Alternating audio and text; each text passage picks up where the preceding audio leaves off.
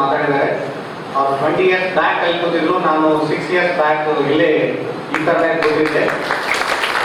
ನಾನು ಪಾಠ ಮಾಡ್ಲಿಕ್ಕೆ ಹೋಗಲ್ಲ, ಯಾರು ಹೇಳ್ಕೊಳ್ಳೋದು ಅವಶ್ಯಕತೆ ಇಲ್ಲ. ನಮ್ಮ ನೋಡಿದ್ರೆ ನನಗೆ ಬೇಜಾರಾಗ್ತಾ ಇದೆ, ಎಲ್ಲ ಆಗಲೇ ಸುಸ್ಕೊಟ್ಬಿಟ್ಟಿದ್ವಿ. ಸ್ವಲ್ಪ ಸ್ಟಿಫ್ ಆಗಿ ಕೂತ್ಕೊಂಡು ನಾನು ಹೇಳೋದು ಒಂದೆರಡು ಮಾತನ್ನ ಅಷ್ಟೇ. ನನ್ನ ಎಕ್ಸ್ಪೀರಿಯನ್ಸ್ ಹೇಳ್ತೀನಿ, ಬಟ್ ಬೇರೆ ಏನು ಮಾತಾಡ್ಲಿಕ್ಕೆ ಹೋಗಲ್ಲ.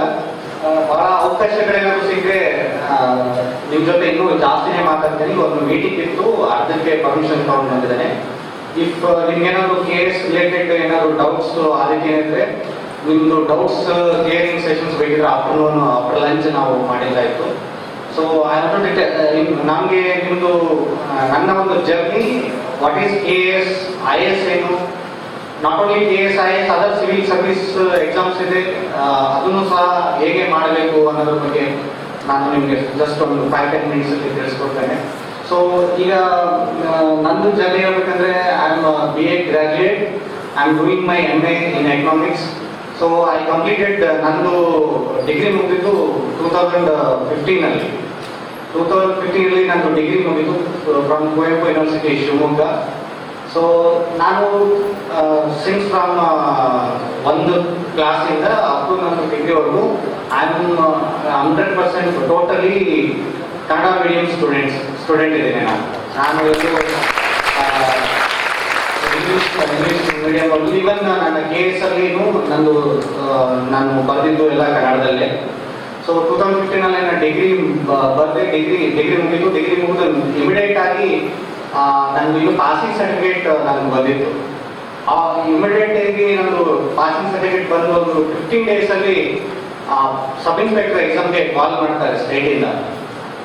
ಸೊ ಪಾಸಿಂಗ್ ಸರ್ಟಿಫಿಕೇಟ್ ತಗೊಂಡು ನಾನು ಸಬ್ ಇನ್ಸ್ಪೆಕ್ಟರ್ ಎಕ್ಸಾಮ್ ಬರೀತೇನೆ. ಎಕ್ಸಾಮ್ ಬರೆದು then I got selected as a sub inspector. 2 ವರ್ಷ ನಾನು ಸಬ್ ಇನ್ಸ್ಪೆಕ್ಟರ್ ಆಗಿ ಬ್ಯಾಂಗ್ಳೂರ್ ಸಿಟಿ ವರ್ಕ್ ಮಾಡ್ತಾನೆ. ಸಬ್ ಇನ್ಸ್ಪೆಕ್ಟರ್ ಎಕ್ಸಾಮ್ ಬರೀಲಿಕ್ಕೆ ಮುಂಚೆನೆ ನಾನು KS ಪ್ರಿಲಿಮ್ಸ್ ಬರೀತೇನೆ. ಸೊ ಅದು KPSC ಇಂದ ಕಾಲ್ ಆಗ್ತದೆ, KS ಎಕ್ಸಾಮ್ಗೆ ನಾನು ತಗೊಳ್ತೇನೆ. ನಾನು ಏನು ಪಬ್ಲಿಕ್ ಅಡ್ಮಿನಿಸ್ಟ್ರೇಷನ್ ನಾನು ನನ್ನ ಸಬ್ಜೆಕ್ಟ್ ಆಗಿ ತಗೊಂಡು KS ನಾನು ಮುಗಿಸಿದೆ. ಸೊ 2015 ಅಲ್ಲಿ ಸಬ್ ಇನ್ಸ್ಪೆಕ್ಟರ್ಗೆ ಜಾಯ್ನ್ ಆಗಲಿಕ್ಕೆ ಬಿಫೋರು ನಾನು ಪ್ರಿಲಿಮ್ಸ್ ಬರೆದು ದೆನ್ ನಾನು ಟ್ರೈನಿಂಗ್ಗೆ ಹೋಗಿದ್ದು, ಸಬ್ ಇನ್ಸ್ಪೆಕ್ಟರ್ ಟ್ರೈನಿಂಗ್ ಹೋಗಿದ್ದು. ಟ್ರೈನಿಂಗಲ್ಲಿ ಇರ್ತಾನೆ ನಾನು KS ಇಂಟರ್ವ್ಯೂ 2016 ಅಲ್ಲಿ KS ಇಂಟರ್ವ್ಯೂ ತಗೊಂಡೆ. 2017 ಅಲ್ಲಿ ನಂದು ಆಫ್ಟರ್ ನಂದು 1 year ಟ್ರೈನಿಂಗ್ ಆದಮೇಲೆ work in Bangalore as a sub inspector Yelahanka police station. So ಅಲ್ಲಿ ವರ್ಕ್ ಮಾಡಿದ್ಮೇಲೆ ದೆನ್ 2017 ಸೆಪ್ಟೆಂಬರ್ ಅಲ್ಲಿ ನಾನು ಈ KSಗೆ ಸೆಲೆಕ್ಷನ್ ಆಗಿ ಆಸ್ ಎ ಅಸಿಸ್ಟೆಂಟ್ ಕಮಿಷನರ್ ಸ್ಟೇಟ್ಗೆ 18ನೇ ರ್ಯಾಂಕ್, ನಂದು 18th ರ್ಯಾಂಕಲ್ಲಿ ನಾನು ಸೆಲೆಕ್ಷನ್ ಆಗಿ ಹೋಗಿದ್ದೇನೆ. This is not achievement. ನಾವೇನು KS ಎಕ್ಸಾಮ್ ಬರ್ತಿದ್ದು ಇದು ಏನು ಅಚೀವ್ಮೆಂಟ್ ಅಲ್ಲ. ಕಂಪ್ಲೀಟ್ ನಂದು history, there was no any struggle. ನನ್ಗೆ ಯಾವುದೇ ಎಕ್ಸಾಮ್ಗಳು ನಾನು ಇಲ್ಲಿ ಬಂದು ನಿಂತಿದ್ದೇನೆ, ಪಾಸ್ ಆಗಿಬಿಟ್ಟಿದ್ದೇನೆ, ನಿಮಗೆಲ್ಲ ಚೆನ್ನಾಗಿ ಈಗ ಹೇಳ್ತೀರಿ ಅಂತ ನೀವೇನು ಹೇಳೋ ಅವಶ್ಯಕತೆ ಇಲ್ಲ. ಕಂಪ್ಲೀಟ್ ಆಗಿ ನನ್ನ ಎಕ್ಸ್ಪೀರಿಯನ್ಸ್ ಏನಂತಂದ್ರೆ, ಯಾವುದೇ ರೀತಿ ಸ್ಟ್ರಗಲ್ ಇರಲಿಲ್ಲ. KS ಎಕ್ಸಾಮ್ನು ನಾನು ಹಂಗೆ ಓದಿದ್ದು, ಏನು ಸಬ್ ಇನ್ಸ್ಪೆಕ್ಟರ್, ನನ್ನ ಡಿಗ್ರಿ, ಎವ್ರಿಥಿಂಗ್ ಎಲ್ಲನೂ ಅದೇ ರೀತಿ ನಾನು ಓದಿ ಪಾಸ್ ಆಗಿದ್ದೇನೆ. ಸೊ ನಿಮ್ಗೇನು ಹೇಳಕ್ ಹೊಟ್ಟಿದ್ದೇನೆ ಅಂತಂದ್ರೆ, KS IS any other, not only this field, any other job ಯಾವುದು ಡಿಫಿಕಲ್ಟ್ ಇಲ್ಲ. ಸಬ್ಜೆಕ್ಟ್ ಏನಂತಂದ್ರೆ ನಾವು ಅದಕ್ಕೆ ಕಂಪ್ಲೀಟ್ ಆಗಿ ಇನ್ವಾಲ್ವ್ಮೆಂಟ್ ಇರಬೇಕು. ಓದೋದು ಹೇಗೆ, ಬರೆಯೋದು ಹೇಗೆ ಅಂತಂದ್ರೆ, ಸೊ ಸ್ಟಡಿ ಅಂತಂದ್ರೆ ನಾಟ್ ಓನ್ಲಿ ಕಂಪ್ಲೀಟ್ ಆಗಿ ಬುಕ್ ಹಿಡ್ಕೊಂಡು ಬುಕ್ ಆಗಿ ಓದಿದ್ರೆ 100% ಹೇಳ್ತೇನೆ ಯಾರು ಪಾಸ್ ಆಗಲ್ಲ. 100ಕ್ಕೆ 100 ನೀವು ಬುಕ್ ಹಿಡ್ಕೊಂಡು ಓದ್ತೇನೆ ಅಂತಂದ್ರೆ ಪಾಸ್ ಆಗಿಲ್ಲ. There is a different skills, different types of reading ಇದೆ, ಅರ್ಥ ಮಾಡ್ಕೊಳ್ಳೋದಿದೆ, ಬರೆಯೋದಿದೆ, ಓದೋದಿದೆ, ಡಿಸ್ಕಷನ್ ಮಾಡೋದಿದೆ, ಕ್ವಶನ್ ಎಕ್ಸಾಮ್ಸ್ಗಳನ್ನ ಕಂಡಕ್ಟ್ ಮಾಡೋದು, ನಮ್ಮನ್ನ ನಾವೇ ಇವ್ಯಾಲ್ಯೂಯೇಟ್ ಮಾಡ್ಕೊಳ್ಳೋದಿದೆ. ಸೊ ಬೇರೆ ಬೇರೆ ಎಕ್ಸಾಮ್ಸ್ ಟೈಪ್, ಅದಕ್ಕಂತಾನೆ ಬೇರೆ ಬೇರೆ ಥಿಯರಿಗಳಿದ್ದಾವೆ. ಬಟ್ ವಿಚ್ ಇಸ್ ಬೆಸ್ಟ್, ನಿಮ್ಗೆ ಯಾವ ರೀತಿ ಓದಿದ್ರೆ ನಿಮ್ಗೆ ಅರ್ಥ ಆಗ್ತದೆ, ಯಾವ ಲ್ಯಾಂಗ್ವೇಜ್ ಅಲ್ಲಿ ಓದಿದ್ರೆ ಅರ್ಥ ಆಗ್ತದೆ ಅನ್ನೋದು ನಿಮ್ಗೆ ಇಂಪಾರ್ಟೆಂಟ್. ಸರ್ ನಾನು KS ಮಾಡ್ತಾ ಇದ್ದೀನಿ ಸರ್, ಯಾವ ಸಬ್ಜೆಕ್ಟ್ ತಗೊಳ್ಳಿ ನಾನು ಅಂತ ಕೆಲವರು ಕ್ವಶನ್ಸ್ ಯಾವ್ದು ಡಿಗ್ರಿ ಮುಗಿದವರು. ನಾನು ಯಾವ ಸಬ್ಜೆಕ್ಟ್, ನನಗೆ ಯಾವ್ದು ಈಸಿ ಆಗಿರೋ ಸಬ್ಜೆಕ್ಟ್ ನಿಮಗೆ ಹೇಳ್ತೇನೆ, ನಿಮ್ಗೆ ಯಾವ್ದು ಈಸಿ ಆಗಿರೋ ಸಬ್ಜೆಕ್ಟ್ ನೀವು ತಗೊಳ್ಬೇಕಲ್ಲ. ನನಗಾಗಿರೋ ಈಸಿ ಸಬ್ಜೆಕ್ಟ್ ಏನಾದ್ರು ನೀವು ತಗೊಂಡ್ರೆ ನೀವು 100% ಫೇಲ್ ಆಗ್ತಾರೆ. ಸೊ ಯಾವ ಸಬ್ಜೆಕ್ಟ್ ನನಗೆ ಚೆನ್ನಾಗಿ ಅರ್ಥ ಆಗ್ತದೆ, ಯಾವ ಸಬ್ಜೆಕ್ಟ್ ನಾನು ಚೆನ್ನಾಗಿ ಬರೆಯಬಲ್ಲೆ, ಯಾವ ಸಬ್ಜೆಕ್ಟಲ್ಲಿ ಯಾವ ಪ್ರಶ್ನೆಗಳಿಗೆ ನಾನು ಚೆನ್ನಾಗಿ ಅರ್ಥೈಸಿಕೊಳ್ಳಬಲ್ಲೆ, ಯಾವುದೇ ರೀತಿ ನಿಮಗೆ ಅದನ್ನ ಪ್ರಶ್ನೆಗಳನ್ನು ಕೇಳಿದ್ರೆ ನಾನು ಆನ್ಸರ್ ಮಾಡ್ತೀನಿ ಅನ್ನೋ ಪ್ರಶ್ನೆಗಳಿಗೆಲ್ಲ ಉತ್ತರವಾಗಿ ಯಾವ ಸಬ್ಜೆಕ್ಟ್ ಬರ್ತದೆ ಆ ಸಬ್ಜೆಕ್ಟ್ಗಳನ್ನ ನೀವು ಚೂಸ್ ಮಾಡ್ಕೊಳ್ಬೇಕು. ಸೊ KS ಮಾಡ್ಬೇಕಂದ್ರೆ ಇಂಗ್ಲಿಷ್ ಅಂತ ದೊಡ್ಡ ಸಮಸ್ಯೆ ಇಲ್ಲ ನಮ್ಮ ಭಾಗದಲ್ಲಿ. Especially I belongs to this reason. ಇದೇ ವ್ಯಾಪ್ತಿ, ನಂದು ಪಕ್ಕದ ಜಿಲ್ಲೆ ರಾಯಚೂರು ಜಿಲ್ಲೆ. ಸೊ ಹಾಗಾಗಿ ನಮಗೆ ಫೀಲಿಂಗ್ ಇದೆ, ಇಂಗ್ಲಿಷ್ ಅಂದ್ರೆ ಬಹಳ ಡಿಫಿಕಲ್ಟ್. ಏನಿಲ್ಲ, 150 ಮಾರ್ಕ್ಸ್ ಒಂದು ಬೇಸಿಕ್ ಟೆಸ್ಟ್ ಇರ್ತದೆ ಇಂಗ್ಲಿಷು, ಅದು ಕಂಪಲ್ಸರಿ ಎಲಿಜಿಬಿಲಿಟಿ ಆಗಲೇಬೇಕಾಗುತ್ತದೆ. ಅದು ಒಂದು ಬರೆದ್ರೆ ಸಾಕು. ನೀವು ಕಂಪ್ಲೀಟ್ ಆಗಿ ಕನ್ನಡ ಮೀಡಿಯಂ ಸ್ಟೂಡೆಂಟ್ಸ್ 5th ನಾವೆಲ್ಲ ಇಂಗ್ಲಿಷ್ ಓದ್ಕೊಂಡು ಬಂದಿರ್ತಾರೆ. ಆಬ್ವಿಯಸ್ ನೀವು ಓದಿರ್ತೀರ Kannada medium students. English medium ಇದೆ ಸಿನ್ಸ್ ಫ್ರಮ್ ಫಸ್ಟ್ ಸ್ಟ್ಯಾಂಡರ್ಡ್ ಇಂದ ಓದ್ಕೊಂಡು ಬಂದಿರ್ತಾರೆ. 5th ಕ್ಲಾಸಿಂದ ಡಿಗ್ರಿವರೆಗೂ ನಾವು ಅದೇ ಗ್ರಾಮರ್, ಅದೇ ಟೀಚರ್, ಅದೇ ಸಬ್ಜೆಕ್ಟ್, ಅದೇ ಕ್ವಶನ್ಸ್, ಅದೇ ಆನ್ಸರ್ಸ್ ನಾವು ಓದಿದವ್ರಿಗೆ 150 ಮಾರ್ಕ್ಸಿನ ಬೇಸಿಕ್ ಟೆಸ್ಟ್ 55 ಮಾರ್ಕ್ಸ್ ತೆಗಿಲಿಕ್ಕೆ ನಮ್ಗೆ ಯಾವುದೇ ರೀತಿಯ ಅಭ್ಯಂತರ ಅಥವಾ ಯಾವುದೇ ರೀತಿ ಸ್ಟ್ರಗಲ್ ಇಲ್ಲ. ಸೊ ಹಾಗಾಗಿ ನಿಮ್ಗೆ ಇಂಗ್ಲಿಷ್ ಅನ್ನೋದು ಬಹಳ ಡಿಫಿಕಲ್ಟು ಅಲ್ವೇ ಇಲ್ಲ. ನಾವು ಅದನ್ನ ಬ್ರೇಕ್ ಮಾಡಬೇಕು, ಅದನ್ನ ಮುಟ್ಟಿದ್ರೆ ಮಾತ್ರ ನಮಗೆ ಈಸಿಯಾಗಿ ಹೋಗ್ತದೆ. ಸೊ ಲಾಸ್ಟ್ ಒಂದು ಪಾಯಿಂಟ್ ನಾನು ಹೇಳ್ತಾ ಇದ್ದೆ, ಓದೋದಂದ್ರೆ ನಾಟ್ ಓನ್ಲಿ ಬರೀ ರೀಡಿಂಗ್ ಅಲ್ಲ ಅಂತ. KS ಎಕ್ಸಾಮ್ ಬರೀಬೇಕಂತಂದ್ರೆ you need to write minimum 30 pages minimum ಅಂತ ಹೇಳ್ತಾರೆ. ಮಿನಿಮಮ್ 30 ಪೇಜಸ್ ತಾವು ಬರೀಲೇಬೇಕಾಗ್ತದೆ. ಮತ್ತು ಜಾಸ್ತಿಯಾಗಿ ಎಷ್ಟಾದ್ರೂ ನೀವು ಬರೀಬಹುದು.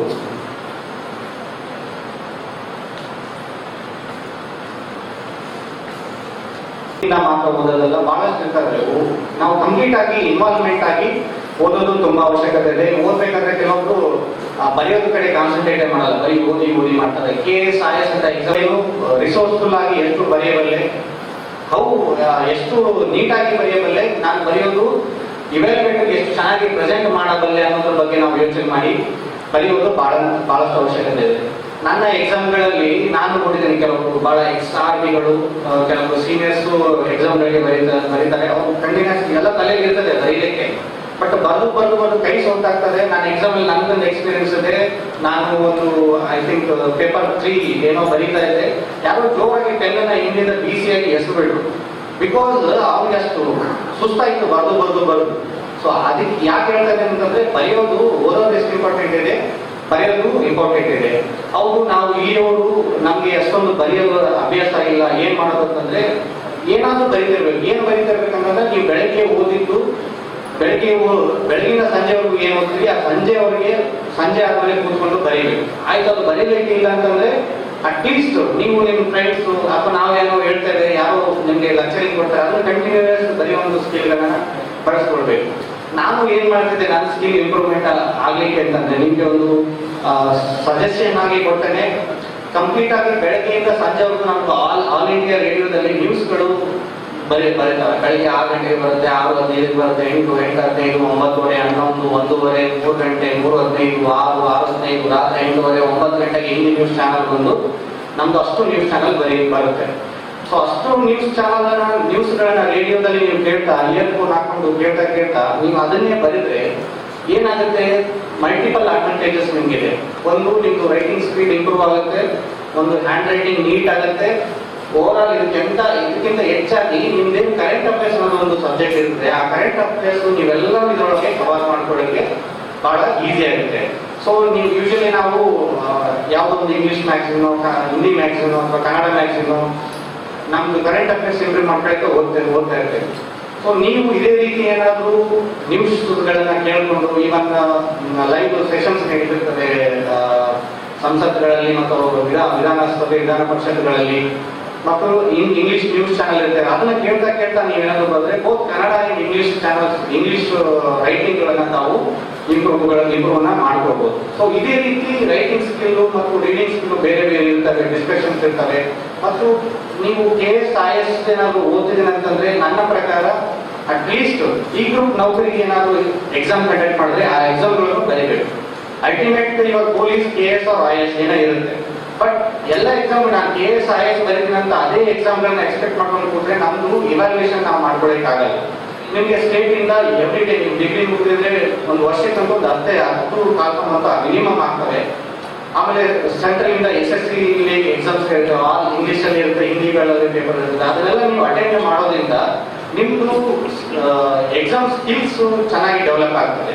ಯಾವ ಟೈಮಲ್ಲಿ ಎಷ್ಟು ಗಳನ್ನ ನಾನು ಅಟೆಂಡ್ ಮಾಡ್ಬೋದು. ಕೆಲವೊಂದು ಎಕ್ಸಾಮ್ಸ್ಗಳಲ್ಲಿ ಬಂದಂಥ ಕ್ವಶನ್ಗಳು ಪುನಃ ಇನ್ನೊಂದು ಎಕ್ಸಾಮ್ಗಳಲ್ಲಿ ರಿಪೀಟ್ ಆಗೋ ಚಾನ್ಸಸ್ ಸಾಕಷ್ಟು ಉದಾಹರಣೆಗಳಿದೆ, ನಮಗೂ ಪರ್ಸನಲ್ ಎಕ್ಸ್ಪೀರಿಯನ್ಸ್ ಇದೆ. ಹಾಗಾಗಿ ನಂದು ಪರ್ಸನಲ್ ಆಗಿ ನಿಮ್ಗೊಂದು ರಿಕ್ವೆಸ್ಟ್ ಇದೆ, ನೀವು IAS ಮಾಡಿ, KS ಮಾಡಿ, ಅದಕ್ಕಿಂತ ದೊಡ್ಡದ ಪದವಿ ಯಾವುದೇನು ತಗೊಳ್ಳಿ, ಬಟ್ ಎಲ್ಲ ಎಕ್ಸಾಮ್ಗಳನ್ನ ಕಂಡಕ್ಟ್ ಮಾಡಿ ದಯವಿಟ್ಟು. ಅಂದಾಗ ಮಾತ್ರ ನಮ್ಮ ಒಂದು ಸ್ಕಿಲ್ ಏನಾಗಿದೆ ಅದು ಬಹಳ ಚೆನ್ನಾಗಿ ಡೆವಲಪ್ ಆಗ್ತದೆ. ಸೊ ಆಮೇಲೆ ಬರೀ ಈಗ ನೀವೆಲ್ಲ ಕಡೆಯಿಂದ ನೀವು ಸ್ಟಡಿ ಮೆಟೀರಿಯಲ್ಗಳನ್ನ ತಗೊಳ್ಬೋದು. ಇವನ್ ಬರೀ ಓದೋದ್ರಿಂದಲ್ಲ, ನೀವು ಇವನ್ ಫಿಲ್ಮ್ ನೋಡೋದ್ರಿಂದ, ಹೊರಗಡೆ ಹೋಗೋದ್ರಿಂದ, ಟೂರಿಸ್ಟ್ ಸ್ಪಾಟ್ಗಳಿಗೆ ವಿಸಿಟ್ ಮಾಡೋದ್ರಿಂದ. ಸೇ ಫಾರ್ ಎಕ್ಸಾಂಪಲ್, ಈಗ ನಿಮಗೆ ಡೈಲಿ ನಾನು ನೋಡ್ತಾ ಇದ್ದೇನೆ, ಸ್ಟಾರ್ ಸುವರ್ಣದಲ್ಲಿ ರಾಮಾಯಣ ಮಹಾಭಾರತದ ರಿಲೇಟೆಡ್ ಸೀರಿಯಲ್ಸ್ ಬರ್ತಾ ಇದೆ. ಅಲ್ಲಿ ನಾವು ಬುಕ್ಕಲ್ಲಿ ಓದಿದ್ರು ಸ್ವಲ್ಪ ಸತ್ಯ ಇದೆ, ಸ್ವಲ್ಪ ಅವರು ಆರ್ಟಿಫಿಷಿಯಲ್ ಆಗಿ ಮಾಡಿ ಕೊಟ್ಟಿದ್ದಾರೆ. ಬಟ್ ಅಲ್ಲಿರ್ತಕ್ಕಂಥ ಲೈವ್ ಆಗಿ ನಾವು ನೋಡಿದಾಗ ವಾಟ್ ಈಸ್ ರಾಮಾಯಣ ಸ್ಟೋರಿ ಇದೆ, ಮಹಾಭಾರತ ಸ್ಟೋರಿ ಇದೆ, ನಿಮ್ಗೆಲ್ಲ ಗೊತ್ತಿಲ್ಲ. ರಾಮ ಲಕ್ಷ್ಮಣ ಅವ್ರಿಗೆಲ್ಲರೂ ಒಬ್ಬ ತಂಗಿನೂ ಇರ್ತಾಳೆ. ಅದು ನನಗೆ ಮೊನ್ನೆ ಫಿಲ್ಮ್ ಸೀರಿಯಲ್ ನೋಡ್ಮೇಲೆ ಗೊತ್ತಾಯ್ತು. ಸೊ ಇದು ಮಹಾಭಾರತದಲ್ಲಿ ರೆಕಾರ್ಡ್ ಆಗಿದೆ, ಬಟ್ ನಾವು ಸರಿಯಾಗಿ ಅದಕ್ಕೆ ಕಾನ್ಸಂಟ್ರೇಟ್ ಮಾಡಿರಲ್ಲ. ಸೊ ಈ ರೀತಿ ನೀವು ಮೂವಿ ನೋಡೋದ್ರಿಂದಲೂ ಮತ್ತು TV ನೋಡೋದ್ರಿಂದಲೂ, ಹೊರಗಡೆ ಸ್ಪೋರ್ಟ್ಸ್ ನೋಡೋದ್ರಿಂದಲೂ, ಮತ್ತು ಹೊರಗಡೆ ಎಲ್ಲ ಟೀ ಕುಡಿಯೋಕೆ ಹೋದ್ರೆ ಟೀ ಎಲ್ಲಿ ಬೆಳೀತಾರೆ, ನಮ್ಮ ಕನ್ನಡದಲ್ಲಿ ಈ ಟೀ ಯಾವುದು ಕ್ವಾಲಿಟಿಯಲ್ಲಿ ಸಿಗುತ್ತೆ, ಎಲ್ಲಿಗೆ ಎಕ್ಸ್ಪೋರ್ಟ್ ಮಾಡ್ತೀವಿ, ನಮ್ಮ ಕಡೆ ಯಾಕೆ ಬೆಳೆಯಕ್ಕಾಗಲ್ಲ, ಟೀಗೆ ಯಾವ ರೀತಿ ಮಣ್ಣು ಇದ್ರೆ ಸೂಕ್ತ ಆಗ್ತದೆ ಬೆಳೆಯಲಿಕ್ಕೆ. ಈ ರೀತಿ ನೀವು ಎಲ್ಲಿ ಕೂತಿರ್ತೋ ಅದ್ರ ಬಗ್ಗೆ ಯೋಚನೆ ಮಾಡಬೇಕು. ನೀವು ಇಲ್ಲೇ ಕೂತಿದ್ರೆ ಒಂದು ಲೈಟ್ ಹಾಕಿದ್ರೆ ಯಾವ್ದು ಲೈಟು, LED ಲೈಟನ, ಸೋಡಿಯಂ ವೇಪರ್ ಇದೆಯಾ, ಸುಮ್ಮನೆ ಈ ರೀತಿ ಥಿಂಕ್ ಮಾಡ್ತಾ ಇರಬೇಕು. ಮೈಕ್ ಹೇಗೆ ವರ್ಕ್ ಆಗುತ್ತೆ, ಆಂಪ್ಲಿಫೈಯರ್ ಹೇಗೆ ವರ್ಕ್ ಆಗ್ತವೆ, ಇದೆಲ್ಲ ನಮ್ಮಲ್ಲಿ ಓದ್ ಬಂದಿದೆ. ನಾವು 7th ಇದೆಲ್ಲ ಇದೆ. ಆಂಪ್ಲಿಫೈಯರ್ ಬಗ್ಗೆ ನಮಗೆ 7th ಪಾಠಗಳು, ಸೈನ್ಸ್ ಪಾಠಗಳಲ್ಲಿದೆ. ಸೊ ಇದನ್ನ ನಾವು ಕೀಪ್ ಆನ್ ರಿವಿಷನ್ ಮಾಡ್ಕೊಳ್ತಾ ನಾವು ಪ್ರಾಕ್ಟಿಕಲ್ ಆಗಿ ಯೋಚನೆ ಮಾಡಿದ್ರೆ ನಾವು 100% ನಾವು ಸಕ್ಸಸ್ ಆಗೋ ಚಾನ್ಸಸ್ ಇದೆ. ಸೊ ನಾನು ಮಧ್ಯಾಹ್ನ ಸಾಧ್ಯ ಆದರೆ ಚಾನ್ಸ್ ಸಿಕ್ಕರೆ ಬರ್ತೇನೆ. ಬಿಕಾಸ್ ನನಗೆ ಒಂದು ಪರ್ಸನಲ್ ಎಕ್ಸ್ಪೀರಿಯನ್ಸ್ ಇದೆ. I have taken my sub ಇನ್ಸ್ಪೆಕ್ಟರ್ದು ಎಕ್ಸಾಮ್ದು ಪ್ಯಾಟರ್ನು ಮತ್ತು KS ಎಕ್ಸಾಮ್ ಪ್ಯಾಟರ್ನು ಹೇಗಿರುತ್ತೆ, ನೀವು ಯಾವ ರೀತಿ ಬುಕ್ಸ್ಗಳನ್ನ ಚೂಸ್ ಮಾಡಬೇಕು ಅದ್ರ ಬಗ್ಗೆ ಡೀಟೇಲ್ ಆಗಿ, ಇಫ್ ಪಾಸಿಬಲ್ ನಾನು ತಾವೆಲ್ಲ ಇದೆ ಮಧ್ಯಾಹ್ನ ಬಂದು ಈ ಡೀಟೇಲ್ ಆಗಿ ಡಿಸ್ಕಸ್ ಮಾಡ್ತೀನಿ. ಮತ್ತೆ ಏನಾದ್ರು ಸ್ಪೆಸಿಫಿಕ್ ಆಗಿ KS ಮತ್ತು ಸಬ್ ಇನ್ಸ್ಪೆಕ್ಟರ್ ಜಾಬ್ಗಳನ್ನ ಬಗ್ಗೆ ಏನಾದ್ರು ನನಗೆ ಡೌಟ್ಸ್ ಇದ್ರೆ ನೀವು ಮಧ್ಯಾಹ್ನ ನನಗೆ ಕೇಳ್ಬೋದು. ಸೊ ಹಾಗಾಗಿ ನನಗೆ ಒಂದು 2 ಮಾತಾಡಲಿಕ್ಕೆ ಅವಕಾಶ ಕೊಟ್ಟಂತ ವೇದಿಕೆಗೆ ಧನ್ಯವಾದಗಳನ್ನು ಸಲ್ಲಿಸ್ತಾ ನಾನು ಮಾತನಾಡ್ತೀನಿ. ಸಿಂಪ್ಲಿ ಸೇಯಿಂಗ್ ಪೊಲಿಟಿಕಲ್ ಪ್ರೆಷರ್ ಬಗ್ಗೆ ಈಗ ತಾವು ಯೋಚನೆ ಮಾಡೋ ಅವಶ್ಯಕತೆ ಇಲ್ಲ. Because once you get into service, it's not ಈಗ ನಮ್ದು ನಾವು ಪ್ರೆಷರ್ ತಂದ್ಕೊಳ್ಬೇಕಿದೆ, how we can crack the exams ಅನ್ನೋದ್ರ ಬಗ್ಗೆ. ಸೊ ನಿಮ್ದು ಪ್ರಶ್ನೆ ಒಂದು ಸ್ಟೆಪ್ ಫಾರ್ವರ್ಡ್ ಇದೆ. After the getting to in civil service or any other examinations any ಡಿಪಾರ್ಟ್ಮೆಂಟ್ಗೆ ಎಂಟ್ರಿ ಆದಮೇಲೆ ನಿಮ್ಮ ಪ್ರಶ್ನೆ ಇದೆ. ಬಟ್ ನೀವು ಕೇಳಿದಂತ ಆನ್ಸರ್ ಮಾಡ್ತೀನಿ. There is no any pressure in the system. Pressure ನಾವು ಕ್ರಿಯೇಟ್ ಮಾಡ್ಕೊಳ್ಳೋದಿದೆ. ಸೊ ಸರ್ ಇಲ್ಲಿವರೆಗೂ CEO ಆಗಿ DCO ಆಗಿ ವರ್ಕ್ ಮಾಡ್ತಾ ಇದ್ರು ಯಾದಗಿರಲ್ಲಿ.